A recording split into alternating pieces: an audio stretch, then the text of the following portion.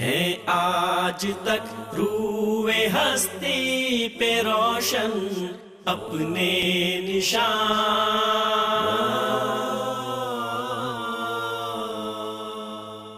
السلام علیکم ناظرین، میں ہوں آپ کا میزبان ڈاکٹر مدثر حسین سیان اور آپ دیکھ رہے ہیں پروگرام مسلم سائنسدان۔ ناظرین، ابو نصر الفارابی عالم اسلام کے ایک عظیم مفکر اور فلاسفر تھے جن کی زندگی کا بیشتر حصہ تصنیف و تالیف میں گزرا۔ اس اہم شخصیت کی خدمات کا جائزہ لینے کے لیے آج ہمارے ساتھ اسٹوڈیو میں تشریف فرما ہیں جناب ڈاکٹر محمد حماد لکھوی صاحب۔ ڈاکٹر صاحب خوش آمدید۔ ناظرین، ڈاکٹر صاحب شعبہ اسلامیات پنجاب یونیورسٹی سے منسلک ہیں، کئی ایک ریسرچ آرٹیکلز لکھ چکے ہیں اور الیکٹرانک میڈیا کی معروف شخصیت ہیں۔ آئیے ان سے گفتگو کا آغاز کرتے ہیں۔ ڈاکٹر صاحب السلام علیکم۔ جی وعلیکم السلام۔ ڈاکٹر صاحب، الفارابی ایک عظیم آدمی ہے، ان کی زیست کی کہانی اختصار سے بیان کر دیں۔ جی بسم اللہ الرحمن الرحیم۔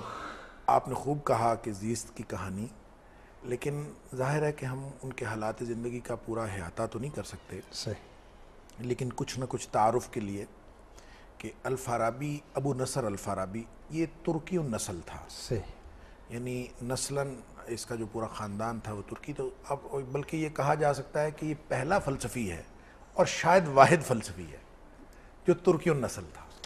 تو اچھا، یعنی یہ ان کا ایک خاص اختصاص ہے۔ ہاں، یہ ترک فلسفی تھا۔ ترک فلسفی۔ لیکن اس شخص کو ایک خاص طرح کے حالات جو میسر آئے کہ یہ غریب خاندان سے تعلق رکھتا تھا، صحیح، اور بہت کوئی خوشحال اس کا گھرانہ نہیں تھا، اس کو ملازمت بھی کرنا پڑی، اور کہتے ہیں کہ کسی باغ میں ملازمت کرتا تھا، صحیح، اور ملازمت کے دوران ہی اپنی تعلیم بھی جاری رکھے ہوا تھا، اور اس طرح اس کو بڑی دقتیں یعنی مفلسی کا اس نے زمانہ دیکھا، اور ان دقتوں کے باوجود اس نے تعلیم کا اس قدر شوق تھا کہ کہتے ہیں کہ چوکیدار کے ساتھ رات گزارتا، اور چوکیدار کی قندیل سے جو ہے وہ اپنا روشن رکھتا، اور اپنے جو بھی اس نے مطالعہ کرنا ہوتا تھا اس سے روشنی لے کے یہ پڑھتا رہتا، اور دن بھر باغ میں مزدوری بھی کرتا، اور اس طرح کی اس کی یعنی بڑے ہی سخت کٹھن قسم کے حالات ہیں جس نے اس نے تعلیم حاصل کی۔ لیکن اس کے اندر اللہ تعالیٰ نے کوئی ایسی طبیعت کے اندر استغنا پیدا کیا، یعنی مفلسی کی وجہ سے اس شخص نے کوئی بہت زیادہ مال و دولت کی ہوس اس کے اندر نہیں تھی، بلکہ مزید استغنا اس کے اندر پیدا ہوا، اور جیسے جیسے یہ علوم حاصل کرتا گیا یہ استغنا اس کا بڑھتا گیا، اور وہ ہمیں اس وقت نظر آتا ہے جب سیف الدولہ کے دربار میں اس کو خاصی رسائی حاصل ہوئی، اور اس پذیرائی کے دوران اس کے اوپر بہت ساری عنایات ہوئیں، اور اس نے کبھی بھی ان عنایات کو قبول نہیں کیا اس طرح سے جس طرح سے اس کے اوپر عنایات کی جاتی تھی، اور یہ صرف بقدر ضرورت اس میں سے لے لیتا، اور ہمیشہ گویا اس کے اندر اس کی مفلسی نے ایک خاص قسم کا استغنا بھی پیدا کر دیا تھا۔ لیکن چونکہ میں نے عرض کیا کہ اس کے جو تعلیم کا شوق تھا، تو اس کی جو ہمہ جہت قسم کا جو علم کا حصول ہے اس نے اس کو اصل میں الفارابی بنایا ہے۔ اور میں نے پہلے بھی ایک پروگرام میں عرض کیا تھا، غالباً الکندی کے پروگرام کے حوالے سے ہم نے بات کی، تو میں نے عرض کیا تھا کہ یہ جو دور ہے یعنی الکندی کا یا الفارابی کا، الکندی 801 سے 870 عیسوی اس کا دور ہے، اور یا 873 عیسوی، اس کے بارے میں کہا جاتا ہے کہ یہ 870 میں پیدا ہوا، یعنی بالکل وہی دور تھا، اور 950 عیسوی میں اس کی وفات ہوئی۔ ہجری اعتبار سے ہم دیکھتے ہیں تو 269 سے لے کر 339 تک، یا 260 سے 260 ہجری سے 339 ہجری تک کا اس کا زمانہ ہے، تو یہ علوم کی تدوین کا زمانہ ہے، اور اس وقت جو مرکز علم و ثقافت اور مرکز تہذیب تھا وہ بغداد تھا، تو اس نے بھی، فارابی نے بھی ساری تعلیم جو ہے بغداد کے اندر حاصل کی ہے۔ یوں اس کے اندر اس قسم اتنے علوم اس نے پڑھ لیے تھے، اور اس وقت جو فلسفی کا جو میں نے عرض کیا الکندی کے پروگرام میں نے عرض کیا تھا کہ اس دور میں فلسفی اس کو کہا جاتا تھا جو جملہ مروجہ علوم کا ماہر۔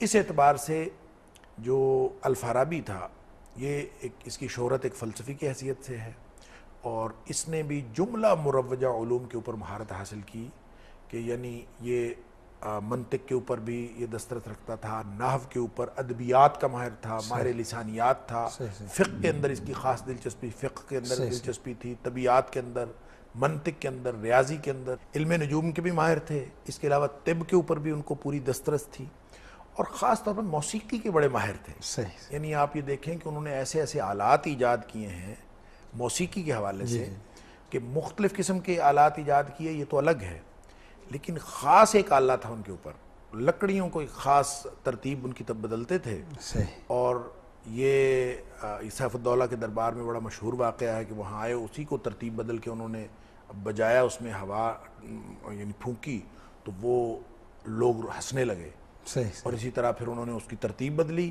اور پھر بجایا تو لوگ رونے لگے۔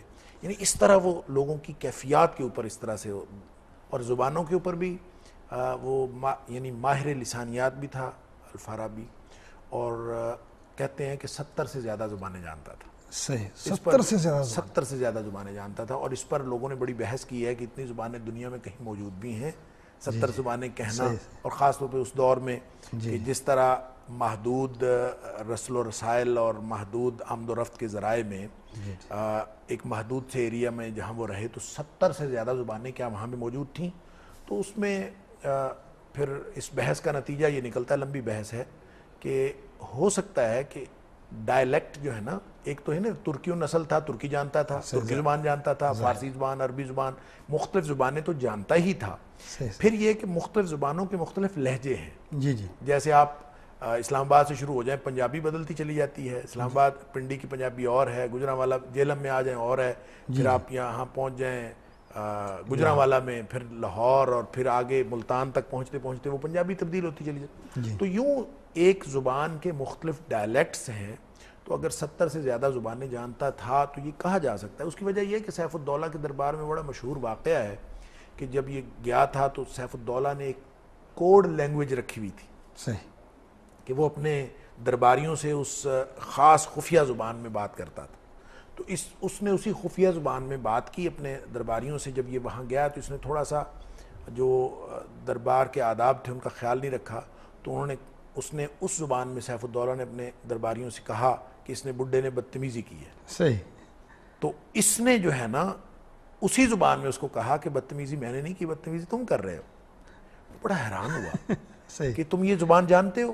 تو اس نے کہا میں اس کے علاوہ 70 زبانیں جانتا ہوں۔ تو اس پر وہ کہتے ہیں کہ پھر وہ اس کا بڑا مرید ہوا، اور بعد ازاں جو ہے وہ اس کو ڈھونڈتا رہا، یہ پھر چلا بھی گیا، اور لمبی باتیں۔ تو اس سے مراد یہ ہے کہ اس وقت کی مروجہ جتنی بھی زبانیں تھیں، چاہے وہ لہجے کے اعتبار سے مختلف تھیں اور چاہے وہ نوعیت کے اعتبار سے مختلف تھیں، وہ ساری کی ساری زبانیں بھی یہ جانتا تھا۔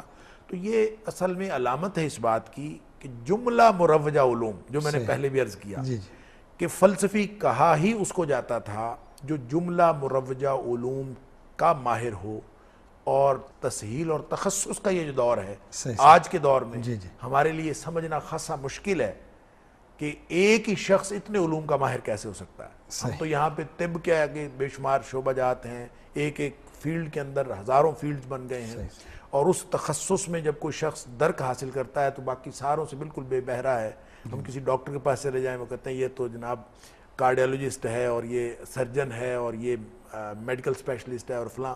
تو یہ آج کے دور میں یہ بات جو ہے وہ بالکل یوں محسوس ہوتی ہے شاید ناممکنات میں سے ہے، لیکن جس دور میں یہ لوگ موجود تھے اس دور میں فلسفی کا مفہوم ہی ہوتا تھا کہ ایک ہمہ جہت قسم کا علم اس کے پاس موجود ہو، اور یہ ہمہ جہت علمی شخصیت ان تمام شخصیات میں سے ایک بہت نمایاں شخصیت ابو نصر الفارابی۔ اچھا، ان کو الفارابی کیوں کہتے ہیں؟ یہ فاراب ایک بستی تھی، جیسے میں نے عرض کیا ترکستان سے اس کا تعلق تھا، تو وہاں فاراب ایک بستی تھی، بلکہ فاراب یوں کہہ لیں شہر تھا، اس کے قریب وسیج یا کوئی اس طرح کی بستی تھی، اس چھوٹی بستی میں پیدا ہوا۔ فاراب چونکہ مشہور بستی تھی اس لیے فارابی کا نام، یعنی یہ نسبت اس کی علاقے کی طرف ہے۔ اچھا ڈاکٹر صاحب، ابھی آپ ذکر کر رہے تھے کہ الفارابی مختلف علوم کا ماہر ہے، اس میں سے ایک علم فلسفہ بھی ہے، اور اس کو فلسفے میں ارسطو ثانی کہا جاتا ہے۔ آپ کی اس حوالے سے کیا رائے ہے؟ اصل میں اس کو ارسطو ثانی نہیں کہا جاتا، معلم ثانی کہا جاتا ہے. صحیح. اس کی وجہ یہ ہے کہ معلم اول جب ارسطو کو کہا جاتا ہے صحیح صحیح. تو اس کو معلم ثانی کہا جاتا ہے، تو اس سے بعض لوگوں نے مفہوم نکالا کہ اس کو ارسطو ثانی کہا جاتا ہے. صحیح صحیح. حقیقت بات یہ ہے کہ وہ معلم اول اور یہ معلم ثانی. صحیح. اس کی وجہ یہ ہے کہ جس طرح علوم کو ایک ارتکاز حاصل ہوا ہے ارسطو کی ذات میں، صحیح صحیح. اور خاص طور پہ جو علوم عقلیہ ہے صحیح. اور جن کی بنیاد عقل پر ہے، تو الفارابی بھی عقل کی کو بنیاد بنا کر علوم کو تشکیل دیتا ہے صحیح. اور بحیثیت مسلم یہ ہم آہنگ کرنے کی کوشش کرتا ہے علوم عقلیہ کو علوم نقلیہ کے ساتھ. صحیح. اور اس نے جس فکر کا اظہار کیا ہے وہ گویا اس نے ریوائول دی ہے صحیح. اور ایک نئی زندگی بخشی ہے اس فکر کو جو ارسطو نے شروع کی تھی، اس لیے اس کو معلم ثانی کہا جاتا ہے. اور اس اعتبار سے ظاہر ہے جب آپ نے فلسفے کی بات کی تو پھر فلسفے کے اندر جو بنیادیں ہیں وہ ارسطو سے لیں اور فلسفہ یونان سے لیں، اور ان کو گویا کتاب و سنت کی اینک لگا کر، صحیح صحیح. کیونکہ علم وحی جو تھا اس کو تسلیم کرنا تو بحیثیت مسلم ضروری تھا. صحیح. مجھے لگ رہا ہے کہ آپ نے کچھ بریک پہ جانا ہے. آپ نے ٹھیک پہچانا ہے. تو پروگرام ایک وقت بریک کا ہے. ناظرین ہمارے ساتھ رہیے گا. حاضر ہوتے ہیں ایک چھوٹے سے وقفے کے بعد. ہے آج تک روئے ہستی پہ روشن اپنے نشان،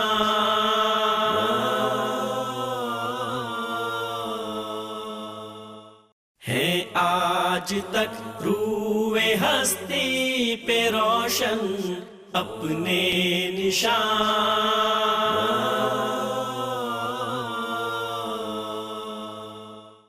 ویلکم بیک ناظرین. بریک پر جانے سے پہلے ہم ذکر کر رہے تھے کہ الفارابی کو ارسطو ثانی کہا جاتا ہے، اور ڈاکٹر صاحب اس حوالے سے گفتگو کر رہے تھے کہ ایک وقت ہو گیا بریک کا. تو ڈاکٹر صاحب اپنی گفتگو کو وہیں سے کنٹینیو کریں. جی میں عرض کر رہا تھا کہ ارسطو کی فکر سے چونکہ یہ شخص بہت زیادہ متاثر تھا، صحیح. اور یہ اس فلاسفہ کے اس گروہ میں سے ہے جو فلسفہ یونان سے متاثر لوگ ہیں. صحیح. اور انہوں نے فلسفہ یونان کو ریپروڈیوس کیا ہے، صحیح. لیکن ریپروڈیوس اس طرح سے نہیں کیا. ظاہر ہے ان کی پرابلم دیکھیں نا ان کا، کہ یہ امت مسلمہ میں صحیح. جب بحیثیت مسلمان کتاب و سنت کو سامنے رکھتے ہوئے صحیح. کوئی شخص جب بیک وقت دو چیزوں سے متاثر ہوئے، ایک ایمان ہے اور ایک طرف علم ہے اور عقل ہے، جی جی. تو میں نے عرض کیا کہ علوم عقلیہ اور علوم نقلیہ کا جو ہے ایک وابستگی اور ہم آہنگی ثابت کرنے کی کوشش کی ہے. یہ بالکل وہی بات ہے جو الکندی نے بھی کی تھی، صحیح صحیح. اور الکندی کے نقش قدم پر ہے الفارابی بھی. اور الفارابی نے بھی اسی طرح کوشش کی کہ یہ فلسفے، اس فلسفے کو جو یونانی فلسفہ ہے اس کو ہم آہنگ ثابت کرے، اور کہ یہ مذہب جو ہے اس سے ہٹ کر نہیں. لہٰذا اس نے نہ صرف فلسفہ اور مذہب کو ہم آہنگ کرنے کی کوشش کی، بلکہ یہ اس قدر فلاسفہ کی آراء سے متاثر تھا کہ اس کا خیال یہ تھا کہ فلاسفہ کے اندر جو آپس کا اختلاف ہے نا وہ بھی نہیں ہونا چاہیے. صحیح. اور اس نے فلاسفہ کے تضادات کو دور کرنے کی کوشش بھی کی ہے. صحیح. اور حالانکہ فلاسفہ کا جو تضاد ہے وہ تو فلسفے کی بنیاد ہے. صحیح. یہ شریعت کا خاصہ ہے کہ جو بھی نبی آتا ہے وہ پچھلے نبی کی تصدیق کرتے ہوئے آتا ہے، صحیح صحیح. اور فلسفی جب بھی آتا ہے وہ پچھلے فلسفی کی تردید کرتے ہوئے آتا ہے. صحیح صحیح. اور اگر فلسفی تردید نہ کرے اور نیا فلسفہ پیش نہ کرے تو اس کو فلسفی کون کہتا ہے؟ صحیح صحیح. لیکن یہ چونکہ اس قدر متاثر تھا اور اس کا خیال یہ تھا کہ فلاسفہ کے اندر تضادات نہیں ہونے چاہیے، جی جی. تاکہ فلسفے کی اہمیت کے اندر کوئی کمی جو ہے وہ لوگ نہ سمجھیں. صحیح صحیح. لہٰذا اس نے فلاسفہ کے تضادات کو دور کرنے کی کوشش کی ہے، حتیٰ کہ ارسطو اور افلاطون ان دونوں کے جو آپس کے تضادات ہیں کوئی فکر کے اندر، جو بنیادی طور پر یعنی استاد شاگرد تھے لیکن کچھ انہوں نے اختلاف کیا ہے، اور وہ جو اختلافات ہیں ان کو دور کرنے کے لیے باقاعدہ اس نے ایک کتاب لکھی ہے الجمع بین رأی الحکیمین، کہ وہ دونوں کو بڑے دانا سمجھتا تھا اور دونوں کی رائے جو ہے وہ ایک ہونی چاہیے. اس کے اوپر بھی اس نے کتاب لکھی. پھر اس نے یہ کہا کہ اصل میں فلسفہ اور مذہب دونوں تلاش حقیقت کے نام ہیں. صحیح. اور فلسفہ بھی تلاش حقیقت کا نام ہے، مذہب بھی تلاش حقیقت کا نام ہے. مذہب تلاش حقیقت ہے انبیاء کے ذریعے، اور ایک وہابی طریقہ ہے، اور اس کے اندر جو ہے تزکیہ ہے، تعلیم ہے اس کے ذریعے سے. لیکن یہ جو فلسفہ ہے اس میں چونکہ تلاش حقیقت کے طریقہ کار مختلف ہو سکتے ہیں، صحیح. لہٰذا ہم دیکھتے ہیں کہ فلسفے کے اندر ہمیں مختلف رجحانات ملتے ہیں. صحیح. ایک تجربیت پسند ہیں، ایک جو ہیں وہ عقلیت پسند ہیں، اسی طرح مثالیت پسند ہیں، یہ مختلف قسم کے جو رجحانات ہیں، اس کی وجہ صرف یہ ہے کہ یہ مختلف قسم کے طریقہ کار ہیں ایک جگہ پر پہنچنے کے لیے، مقصد اس کا بھی تلاش حقیقت ہے، مقصد اس کا بھی تلاش ہے۔ ڈاکٹر صاحب الفارابی نے ایک تصور نبوت کا نظریہ بھی پیش کیا اور خاصا متنازع ہے وہ۔ اچھا، تصور نبوت کے حوالے سے میں نے عرض کیا کہ مسئلہ تو ان کا یہی تھا۔ صحیح۔ جب آپ بات کریں، دیکھیں اللہ تعالیٰ کی وحدانیت اور رسالت کا عقیدہ، رسالت و نبوت، یہ دو شریعت اسلامی کی بنیاد ہیں۔ جی۔ مذہب کا تصور نہیں ہو سکتا، یعنی دین اسلام کا تصور نہیں ہو سکتا جب تک یہ دونوں باتیں نہ موجود ہوں۔ صحیح۔ لہٰذا جب آپ توحید کو مانتے ہیں اور دوسری طرف رسالت کو مانتے ہیں تو پھر فلسفے کی گنجائش کہاں رہ جاتی ہے؟ فلسفے کی گنجائش پیدا کرنے کے لیے فارابی نے خاص طور پر الہیات پہ بات کی ہے، صحیح۔ اور جو دین اسلام کا تصور الہ ہے جی جی، اس کو فلسفیانہ تصورات کے ساتھ ہم آہنگ کرنے کی کوشش کی۔ صحیح۔ وہ سارے فلسفیانہ مغالطے اور وہ پیچیدگیاں جو مذہب سے دور کرنا چاہیے تھیں صحیح صحیح اور ان کو ترک کر دینا چاہیے تھا، صحیح ان کو اس نے چھوڑا نہیں ہے، صحیح بلکہ اس نے فلسفے اور مذہب کا ایک جوڑ لگانے کی کوشش کی ہے۔ اس لیے صرف اس کا نظریہ نبوت ہی مضحکہ خیز اور حیران کن نہیں ہے، بلکہ اس کا تصور الہ بھی حیران کن ہے، صحیح اور اس کے اندر اس نے ایک طرف تو تحفظ کیا ہے عقیدہ توحید کا، صحیح اور عقیدہ توحید کے تحفظ کے ساتھ ساتھ فلاسفہ یونان کے نظریہ کائنات کو اس کے ساتھ شامل کرنے کی کوشش کی ہے۔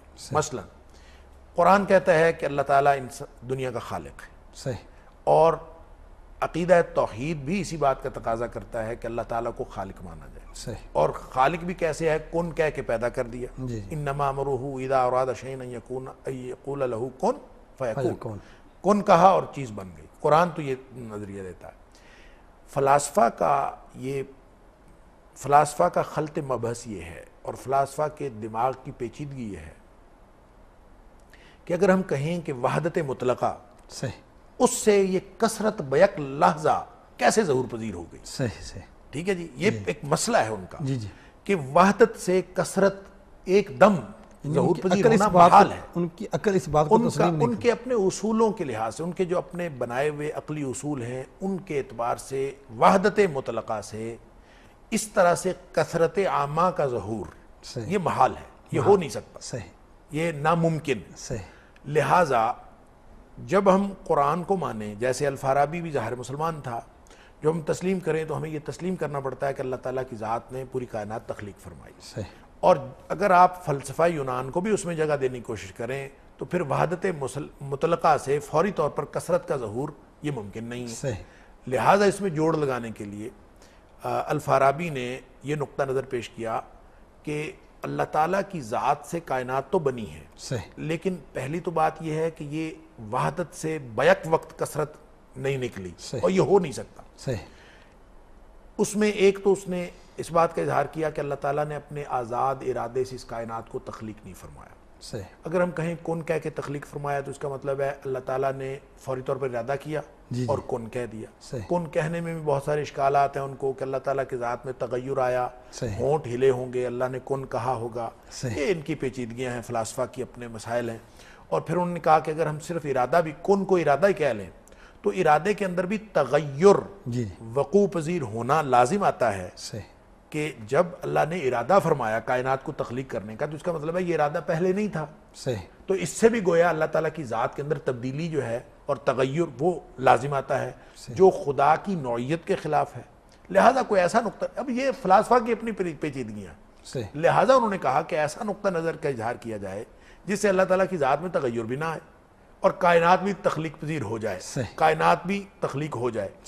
اس کے لیے انہوں نے نظریہ صدور پیش کیا، اور نظریہ صدور یہ ہے، اور نظریہ صدور کی بنیادیں فلاطینوس کے ہاں موجود ہیں، نوفلاطونیت میں، میں پچھلے پروگرام میں بھی عرض کر چکا ہوں۔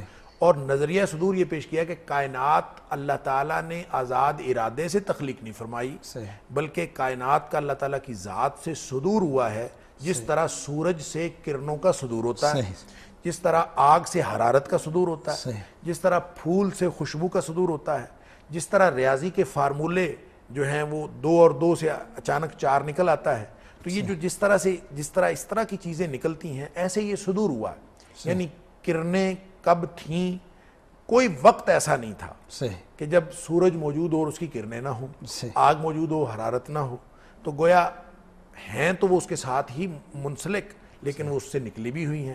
یوں انہوں نے کہا کہ کائنات کا صدور ہوا ہے، صحیح اور صدور کے لیے بھی اس نے پھر 10 مراحل، یہ بڑا معروف اس کا نقطہ نظر ہے، اس کو کہتے ہیں نظریہ عقول اشرا. صحیح. پتہ نہیں ہمارے ناظرین کے لیے یہ ساری پیچیدہ باتیں دلچسپی کا باعث ہوں گی یا بوریت کا باعث ہوں گی، لیکن میں صرف اتنی بات اجمالاً عرض کر کے بات آگے بڑھاتا ہوں کہ وہ جو اللہ تعالیٰ کی ذات سے صدور ہوا، وہ بھی اگر بیک وقت ہو جائے صحیح تو وہ بات وہیں پہ لازم آتی ہے کہ تغیر تو پھر بھی آ گیا، وحدت مطلقہ سے کثرت کا ظہور تو پھر بھی ہو گیا. صحیح بس اس سے بچنے کے لیے اس نے 10 مراحل کا ذکر کر دیا کہ اللہ تعالیٰ کی ذات سے لے کر کائنات کے ظہور تک 10 مراحل ہیں، صحیح اور ان مراحل کو کہہ دیا نظریہ عقول اشرا، صحیح کہ یہ 10 عقلیں ہیں، عقل اول، عقل دوم، عقل سوم، اور 10ویں عقل جو ہے یہ عقل فعال ہے. اس کا تعلق انبیاء کی وحی کا تعلق بھی عقل فعال کے ساتھ ہوتا ہے، اور یہ ساری چیزیں، اور انسان یہ جو کائنات تخلیق پذیر ہوئی ہے اس کا تعلق صرف اور صرف عقل یعنی دہم اس سے. نے ڈور کو سلجھاتے سلجھاتے مزید الجھا دیا. نہیں، یہ تو فلاسفہ کا کام ہی ہے. وہ کہتے ہیں فلسفی وہ ہوتا ہے، یعنی فلسفے کی کسی نے ڈیفینیشن کی تھی کہ فلسفہ اندھیرے کمرے میں کالی بلی کی تلاش کا نام ہے جو اس کمرے میں موجود نہیں ہے. جی جی. اچھا ڈاکٹر صاحب، الفارابی ایک فلسفی ہونے کے علاوہ ایک معروف سیاسی مفکر بھی ہیں، اور سیاست کے حوالے سے ان کی کئی آراء بھی ہیں، کئی کتابیں بھی ہیں. تو آپ ان کو بطور سیاسی مفکر کس نظر سے دیکھتے ہیں؟ اچھا، آپ کا بڑا اچھا سوال ہے سیاست کے حوالے سے، اور ظاہر ہے بہت نمایاں پہلو ہے، الفارابی کے فکر و فلسفہ کا بڑا نمایاں پہلو ہے. لیکن میں اس سے پہلے وہ عرض کروں کہ آپ کا جو سابقہ سوال تھا اس میں سے ایک بات رہ گئی، وہ نظریہ نبوت، وہ بھی وہیں پہ ہے. میرا خیال ہے وہ بڑا اہم ہے. جی ضرور. اس کو سمجھنے کے بعد پھر ہم جب ادھر آئیں گے تو کافی حد تک چیزیں اور بھی آسان ہو جائیں گی. صحیح ٹھیک. دیکھیں، نظریہ نبوت ایک وہ جو عام مسلمانوں کا عقیدہ ہے، الفارابی بھی اس کا قائل ہے صحیح کہ نبوت ایک وہبی منصب ہے، اللہ تعالیٰ عطا فرماتا ہے، صحیح اور جہاں پیغمبرانہ شعور پہنچتا ہے وہاں پہ کوئی عام چیز نہیں پہنچتی، بالکل. اور اللہ تعالیٰ خاص اپنی عطا سے نبوت کا منصب عطا کرتے ہیں. پھر نبی جب اس کو اس کا آئینہ دل صاف ہوتا ہے نبی کا، یہ اس کی تشریح ہے، اور اس کے طیب اور طاہر قلب ہونے کی وجہ سے اللہ تعالیٰ کی طرف سے اس کے اوپر علوم کا اور فیض و برکات کا نزول ہوتا ہے. اور یوں وہ جو نبی ہوتا ہے اس سے صرف تعلیمات جو ہیں وہ اعلیٰ ترین تعلیمات ہی صادر نہیں ہوتی، بلکہ اس سے بعض ایسے واقعات بھی ظہور پذیر ہو جاتے ہیں جو عام نظروں میں خارق عادت واقعات ہوتے ہیں، جن کو ہم معجزات کہتے ہیں. صحیح. اور اس کا خیال یہ ہے کہ معجزات خارق عادت نہیں ہوتے، معجزات فطری قوانین سے ماورا نہیں ہوتے. صحیح. اس کا خیال یہ ہے کہ وہ فطری قوانین کے مطابق ہی رونما ہوتے ہیں. صحیح. فرق صرف اتنا ہے کہ جن فطری قوانین کے تحت معجزات رونما ہوتے ہیں ان کا ادراک عام انسان نہیں کر سکتے. صحیح. نبی اس مقام پر ہوتا ہے کہ وہ ان قوانین کو بھی جانتا ہوتا ہے. صحیح. لہذا نبی کے لیے وہ حیران کن نہیں ہوتے. عام انسانوں کے لیے مثلا چاند کا 2 ٹکڑے ہو جانا، سانپ کا لاٹھی اور لاٹھی کا سانپ بن جانا، اور ہاتھ جو ہے وہ بغل میں ڈالا اور باہر نکلا تو وہ چمکتا ہوا تھا، یہ اس طرح کی جتنی بھی چیزیں، یہ اس کا خیال ہے. صحیح. کہ وہ معجزات جب رونما ہوتے ہیں تو ہوتے وہ فطری قوانین کے تحت ہیں، لیکن وہ فطری قوانین عام لوگوں کی عقل سے، ان کی حد ادراک سے ماورا ہوتے ہیں. اچھا، یہ بات تو قابل قبول ہے. لیکن جو اس نے اگلی بات کی ہے وہ یہ ہے کہ نبی جس مقام پر ہوتا ہے وہ حقیقت میں اس کا عقل فعال کے ساتھ رابطہ ہوتا ہے. عقل فعال وہ ہے عقل دہم. جی جی. اور عقل فعال کے ساتھ رابطے کو نبوت کی زبان میں وحی کہتے ہیں. صحیح. اور عام زبان میں اس کو کشف کہہ دیتے ہیں، الہام کہہ دیتے ہیں. اس طرح کے جتنے بھی رابطے ہوتے ہیں، چھٹی حس کہہ دیتے ہیں، یہ جتنے بھی رابطے ہوتے ہیں یہ عقل فعال کے ساتھ رابطے ہوتے ہیں. اور عقل فعال کی رہنمائی پوری زندگی کے اندر موجود ہوتی ہے. اسی وجہ سے ایک نبی جو ہے وہ اعلیٰ ترین منصب پر فائز ہوتا ہے، اور وہ چیزوں کو پوری طرح ادراک بھی کر لیتا ہے، اس کے بارے میں تعلیمات بھی فراہم کرتا ہے. اس کا خیال یہ ہے کہ عقل فعال سے رابطہ صرف انبیاء کا نہیں ہوتا، بلکہ عقل فعال سے رابطہ فلاسفہ کا بھی ہو سکتا ہے. اور اس کا خیال یہ ہے کہ فلسفی، یہ ایک نئی بات کی ویسے. ہاں، اس کا خیال یہ ہے کہ فرق صرف یہ ہے کہ نبی جو ہے اس کو یہ جو عہدہ نبوت عطا ہوتا ہے اور عقل فعال سے رابطہ یہ وہابی طور پر ہوتا ہے. فلسفی اس کو کسبی طور پر حاصل کر سکتا ہے. اگر فلسفی اپنے تفکر اور غور کے ذریعے، غور و فکر کے ذریعے اپنا شعور استعمال کرتے ہوئے، محنت کرتے ہوئے عقل و تفکر میں یہ بھی عقل فعال سے رابطہ قائم کر لیتا ہے. اس سے مراد اس کی یہ نہیں تھی کہ نبوت کے مرتبے کو کم کیا جائے، اور یہ قطعاً اس کا کوئی منفی مقصد نہیں تھا کہ نبوت کے مقام و مرتبہ کے اندر شکوک و شبہات پیدا کیے جائیں. یہ الگ بات ہے کہ اس نے اتنی بڑی بات کہہ دی کہ جو شکوک و شبہات پیدا کرتی ہے اور جو عام انسانوں کے لیے قابل قبول نہیں ہے. لیکن اس کا مقصد صرف اور صرف یہ تھا کہ فلسفہ اور مذہب کو ہم آہنگ ثابت کیا.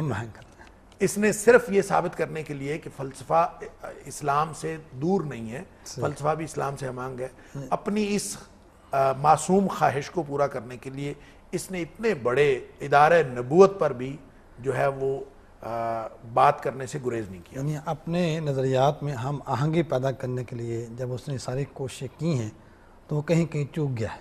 ظاہر سی بات ہے انسانی غلطی ہو جاتی ہے، لیکن خاص طور پہ جو فلسفہ یونان سے متاثر ہوں گے، وہ جو جیسے قیصر روم نے کہا تھا کہ یہ فلسفے کتابیں بھیج دیں، جہاں بھی جائیں گی یہ شکوک و شبہات پیدا کریں گی اور ایمان کی جو عمارت ہے اس کی بنیادوں کو کھوکھلا کریں گی. تو یہ اسی وجہ سے ہماری بنیادیں کھوکھلی ہوئی ہیں. ڈاکٹر صاحب، ہمارے سوال کا جو جواب ہے، جو ہم نے سوال آپ سے کیا تھا، اس کا جواب ہم لیں گے آپ سے ایک بریک کے بعد. تو ناظرین ہمارے ساتھ رہیے، حاضر ہوتے ہیں ایک بریک کے بعد. ہے آج تک روح ہستی پہ روشن اپنے نشان،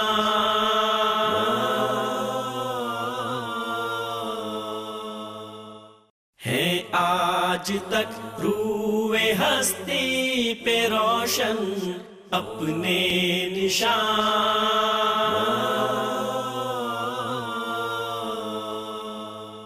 ویلکم بیک ناظرین، بریک پر جانے سے پہلے ہم نے ڈاکٹر صاحب کے سامنے یہ سوال رکھا تھا کہ الفارابی کو ایک سیاسی مفکر بھی کہا جاتا ہے. تو آئیے اس سوال کا ان سے جواب لیتے ہیں. جی ڈاکٹر صاحب، الفارابی بحیثیت سیاسی مفکر. دیکھیں، جب ہم اس کو فلسفی کہتے ہیں تو یہ بات میں شروع میں عرض کر چکا ہوں کہ جو مختلف پہلو ہیں، ہمہ جہت قسم کی اس کی تعلیمات ہمارے سامنے آتی ہیں. اسی میں چونکہ ایک سیاست مدن جس کو ہم کہیں کہ جو شہری سیاست ہے، سٹی اسٹیٹ کا جو تصور ہے، اس کے بارے میں چونکہ یونانی فلاسفہ نے بھی اظہار خیال کیا تھا اور ہر دور میں فلاسفہ اس کے بارے میں اظہار خیال کرتے رہے، تو الفارابی نے بھی اس معاملے میں کم و بیش 4 یا 5 کتابیں لکھی اور بڑی معروف کتابیں. اس میں سب سے زیادہ معروف کتاب ہے آراء اہل المدینہ الفاضلہ. اس کے اندر انہوں نے ایک مدینہ الفاضلہ کا تصور دیا، یعنی ایک ماڈل اسٹیٹ کا تصور، ایک ماڈل اسٹیٹ، ایک ایسی شہری ریاست جو مثالی ریاست ہو. اس کا نام انہوں نے رکھا المدینہ الفاضلہ. اصل میں اس کا خیال یہ ہے کہ معاشرے جو ہوتے ہیں نا، الفارابی کا خیال یہ ہے کہ معاشرے جو ہوتے ہیں وہ 2 قسم کے ہوتے ہیں. ایک معاشرہ ہوتا ہے جس کو کامل معاشرہ کہتے ہیں، اور ایک معاشرہ ہوتا ہے جو غیر کامل معاشرہ.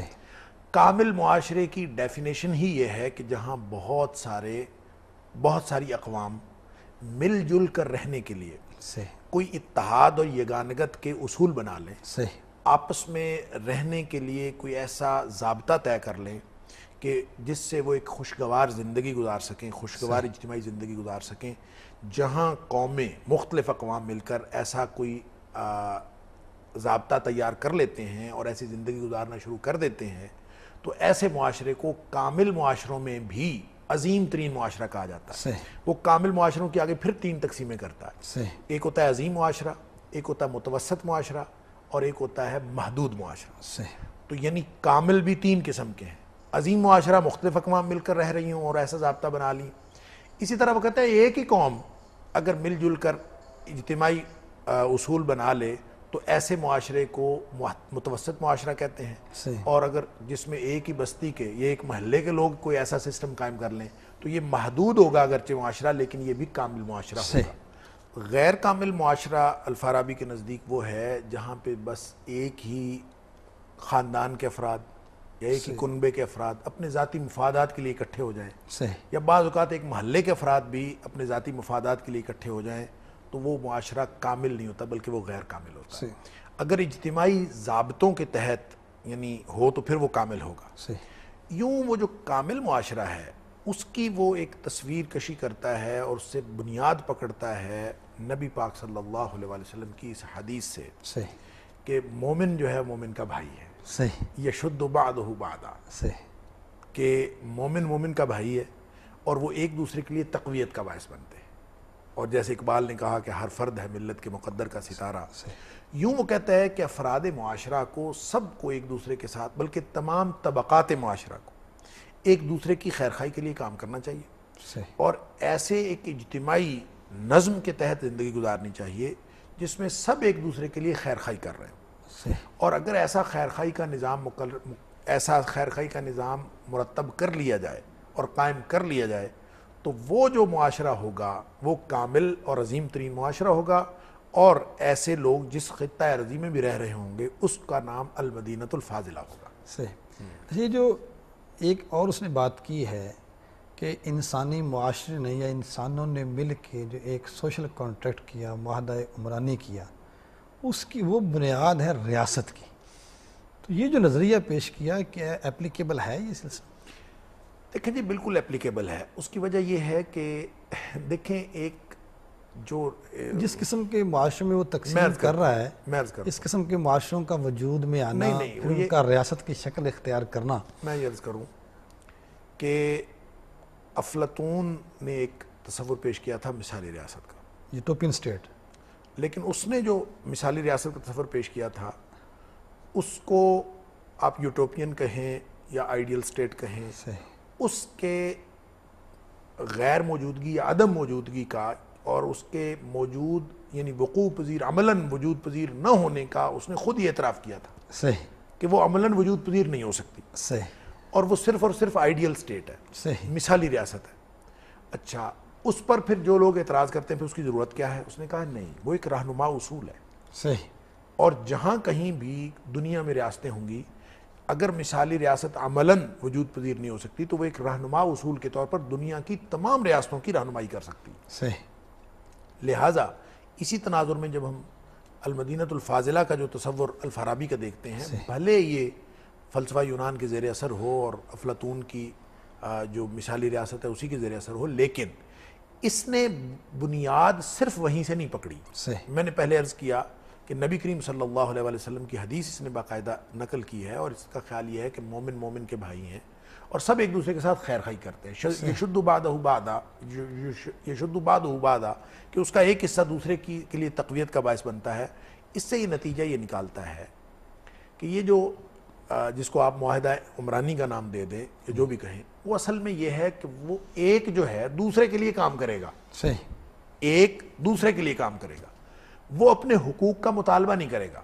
صحیح. مثلا اس کا خیال یہ ہے کہ حکمران جو ہیں ان کا ایک کام ہے، ریاست کے اندر حکمران کا ایک کام ہے، اور وہ کام یہ نہیں ہے کہ وہ اپنے اختیارات کا استعمال کرے، وہ قانون نافذ کرے، وہ پابندیاں عوام کے اوپر لگائے. یہ کام نہیں ہے حکمران کا. حکمران کا کام یہ ہے کہ وہ عوام کے لیے اور رعایا کے لیے راحتوں اور خوشیوں کا بندوبست کرے. صحیح.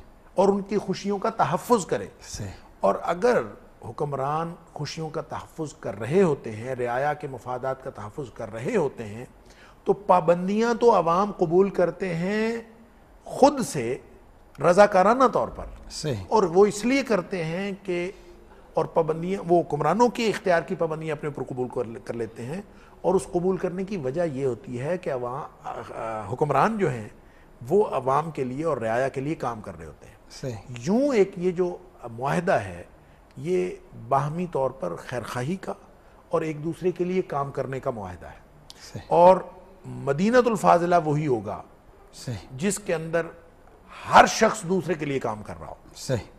یعنی حکمران عوام کے لیے کام کر رہے ہوں اور عوام جو ہیں وہ اس کے نتیجے میں حکمرانوں کو اپنے سر پر بٹھا کے ان کی پابندیاں قبول کر رہے ہوں، ان کے اختیار کو تسلیم کر رہے ہوں، ان کے ریٹ کو، جس کو آپ جدید دور میں ریٹ آف دا گورنمنٹ کہتے ہیں، اس کو قبول کر رہے ہوں.